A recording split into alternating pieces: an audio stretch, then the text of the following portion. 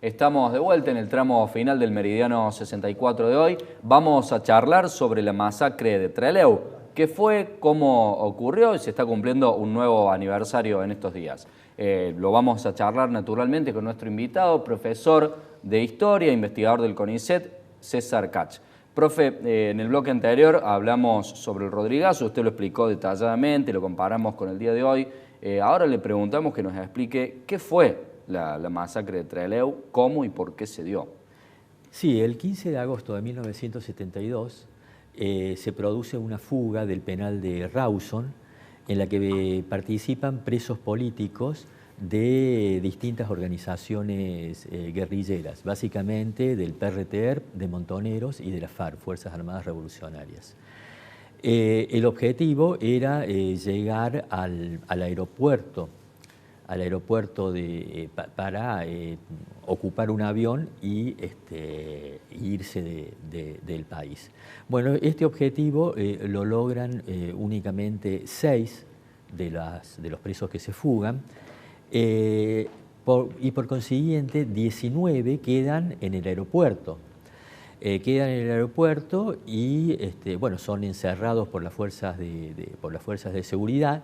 Se rinden ante un juez con la condición de que no se tomen represalias y con la promesa de que iban a ser devueltos al penal de Rawson. Pero en lugar de ser vueltos al penal de Rawson, se los lleva a una base de la Armada, a una base naval que se llama Almirante Sar.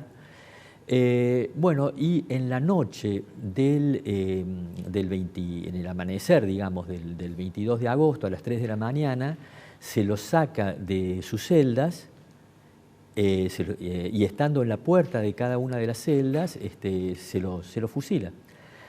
Por lo tanto, los cuerpos caían adentro de las celdas. Hubo 3 sobrevivientes que luego pudieron contar la historia.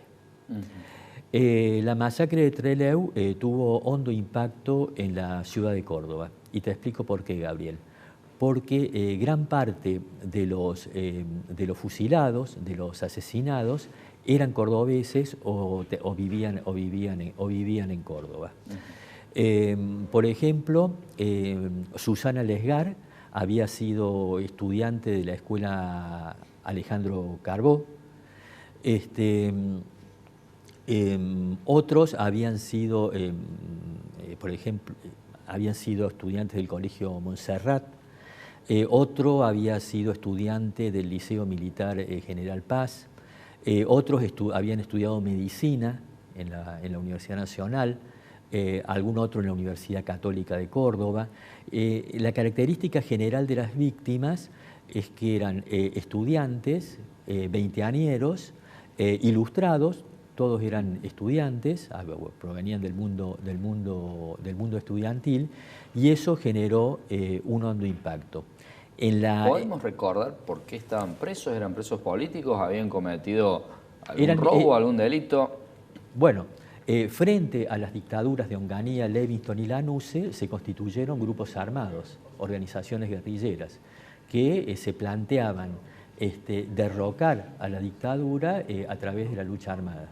Estos jóvenes, en consonancia con un clima de época, habían optado por esa decisión. En ese momento el gobierno era el gobierno del general Lanusse. Si bien la masacre fue cometida por la Armada, la responsabilidad directa es de la Armada Argentina, de la Marina, digamos. El presidente Lanusse avaló la versión oficial de la Armada, según la cual había sido un intento de fuga. Profe, durante esa dictadura, ¿estaba establecida la pena de muerte en la Argentina? Obviamente no de esta manera, pero si se le hubiese hecho un juicio, ¿lo podrían haber hecho bajo condiciones legales? Sí se estableció en algún momento, y habría que señalar otro dato importante. El mismo día de la masacre, el 22 de agosto, se sacó un decreto por el cual se prohibía a los medios de comunicación dar versiones no oficiales de lo sucedido, ¿no? Con lo cual era clara la intencionalidad. Digamos, censura previa como era común en aquellos años. Sí, y básicamente tenía que ver con este episodio, de que no se difundiesen versiones alternativas. Bueno, ¿y cómo surgen las versiones alternativas y cuánto Por demoran en aparecer? Bueno, por los testimonios de los sobrevivientes, que al año siguiente, el 11 de marzo del 73, hay elecciones, gana el presidente Cámpora, quien va a ser el presidente de la Nación, y se difunden con detalles los testimonios de los sobrevivientes. Recién en esas semanas que No, gobernó Cámpora. Sí, pero digamos, informalmente, digamos, era muy extensa la desconfianza. Era muy extensa la desconfianza. Cuando Hermes Quijada, que era un alto militar de la Armada, explicaba por televisión, una televisión que en ese momento era blanco y negro, explicaba con un pizarrón y con un puntero cómo se habían querido escapar, la juventud de la época y la gente en general no le creía, ¿no? Era totalmente inverosímil la explicación que había dado la Armada. Ni siquiera pudieron inventar algo creíble. No, porque los presos se habían rendido ante un juez con la condición de que no les hagan nada y que los devuelvan a la cárcel, ¿no? O sea ¿Cómo finalmente se va debilitando este gobierno para llamar a las elecciones, Cámpora y el posterior regreso de Perón? Bueno, había dos factores centrales. Primero, que desde el Cordobazo, desde 1969, había habido, se estaba viviendo un ciclo de ascenso de las luchas populares, de las luchas obreras, con un sesgo claramente antidictatorial. Y segundo, el papel de Perón, que Perón se había puesto de acuerdo con Ricardo Balbín, habían formado un frente antidictatorial común, una coalición antidictatorial común, que se llamó la Hora del Pueblo.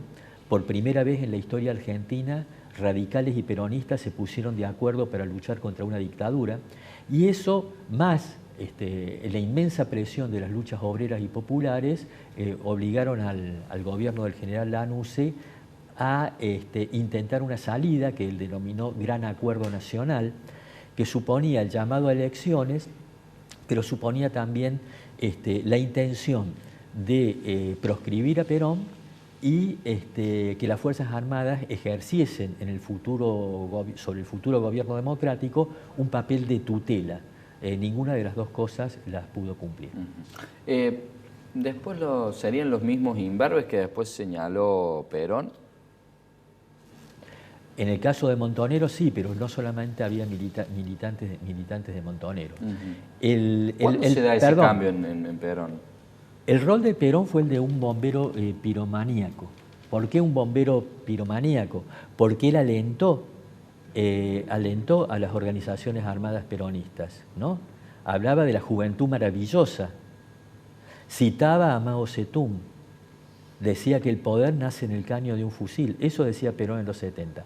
Cuando llega a la presidencia, cuando vuelve a la Argentina, vuelve con otro discurso, ¿no? Y tras la masacre de Ezeiza, que fue otra de las grandes masacres impunes de la historia argentina, y cuya responsabilidad fue del Diosinde, que era el secretario de Deportes, que formaba parte del Ministerio de Bienestar Social, presidido por López Rega.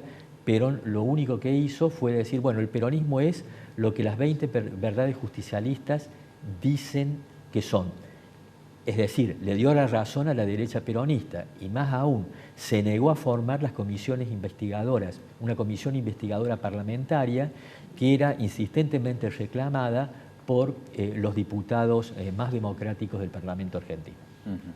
Profe, le agradecemos por este recorrido que hemos hecho, primero por el Rodrigazo y ahora por la masacre de Trelew y este último tramo de la presidencia de Perón. Y obviamente le dejamos las puertas abiertas del programa para en otra ocasión siguiente ir hablando de algunos otros de estos acontecimientos interesantes del siglo XX.